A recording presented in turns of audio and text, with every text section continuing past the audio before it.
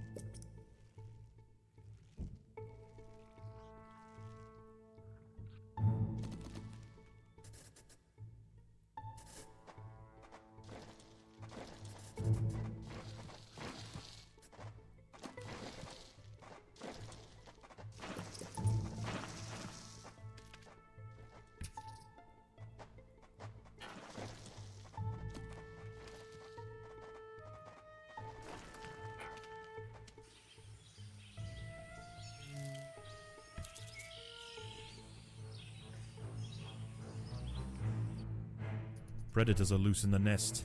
The larvae must be protected.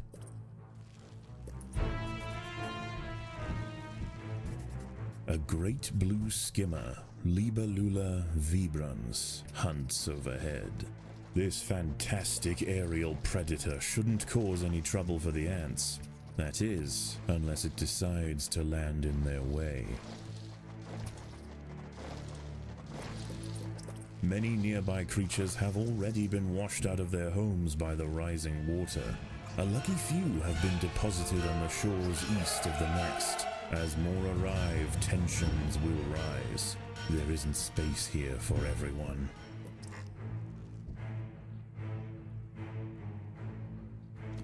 Food is abundant, but as the floodwater begins to rise, the ants will quickly lose access to the lower lands.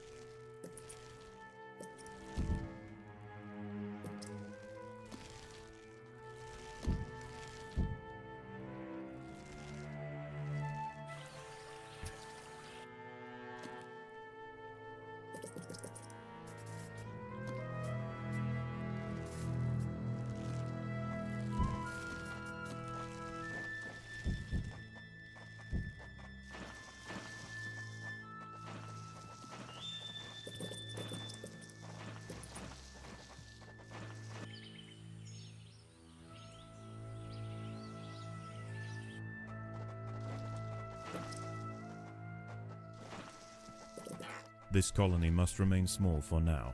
Food is too scarce to support greater numbers.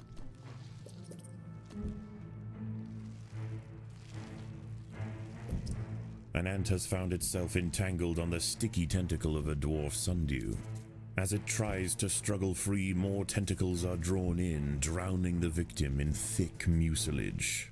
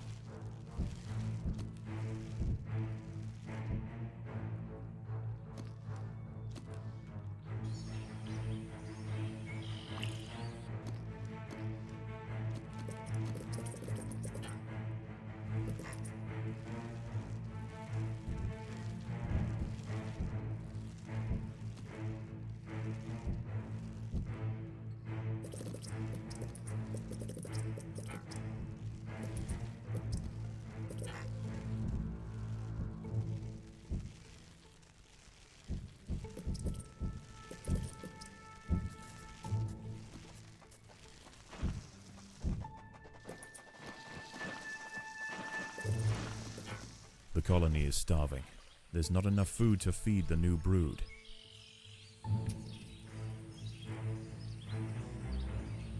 The boggy earth at the base of the mound is now saturated, and as night approaches, the water begins to creep closer. The new arrivals will rush to higher ground, heading straight for the nest. There is nowhere else to go.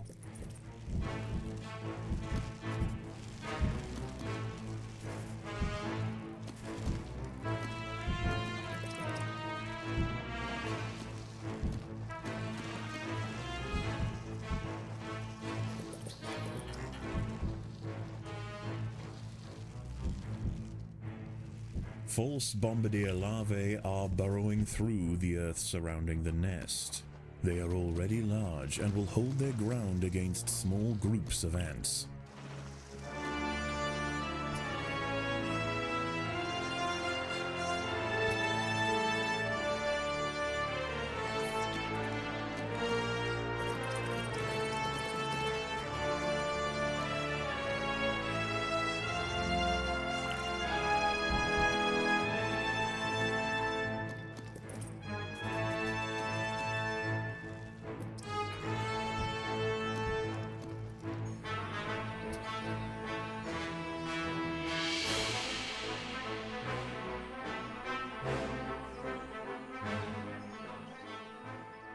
By joining their bodies together to form a giant raft, the fire ants were able to ferry the queen from the mound just as the nest filled with water.